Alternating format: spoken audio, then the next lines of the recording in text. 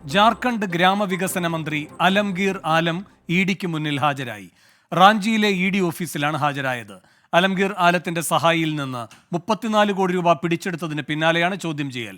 നിതിൻ അംബുജൻ ഡൽഹിയിൽ നിന്നും കൂടുതൽ വിവരങ്ങളുമായി ചേരുന്നു. നിതിൻ, എന്തൊക്കെയാണ് ചോദ്യം ചെയ്യലിന്റെ വിശദാംശങ്ങൾ?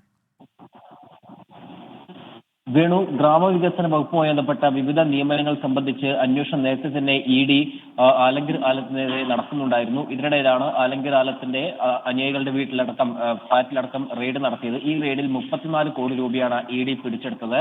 നോട്ട് എണ്ണിത്തിട്ടപ്പെടുന്ന ദൃശ്യങ്ങൾ ഇഡി പിന്നീട് പുറത്തുവിട്ടിരുന്നു. അങ്ങനെ 2 ദിവസം എടുത്താണ് ഈ 34 കോടി രൂപ എണ്ണിത്തിട്ടപ്പെടുന്ന ദൃശ്യങ്ങളടക്കം ഇഡി പുറത്തുവിട്ടത്. എന്തായാലും ഇപ്പോൾ അലംഗീർ ആലത്തോട് കഴിഞ്ഞ ദിവസമാണ് ഇന്ന് ഹാജരാകാൻ നിർദ്ദേശം നൽകിയത്. താൻ നിയമത്തെ അനുസരിക്കുന്ന ആളാണ്, അതുകൊണ്ട് തന്നെ ഇഡിക്ക് മുന്നിൽ ഹാജരാകും എന്ന് അലംഗീർ ആലം നേരത്തെ വ്യക്തമാക്കിയിരുന്നു. എന്തായാലും ഇപ്പോൾ ചോദ്യം ചെയ്യൽ ആരംഭിച്ചിട്ടുണ്ട്. റാഞ്ചിയിലെ ഇഡി ഓഫീസിലാണ് അലംഗീർ ആലത്തെ ചോദ്യം ചെയ്യുന്നത്. അതിനുശേഷം മാത്രമേ അടുത്ത കൂടുതൽ നടപടികളിലേക്ക് എന്തായാലും ഇഡി കടക്കുകയുള്ളൂ.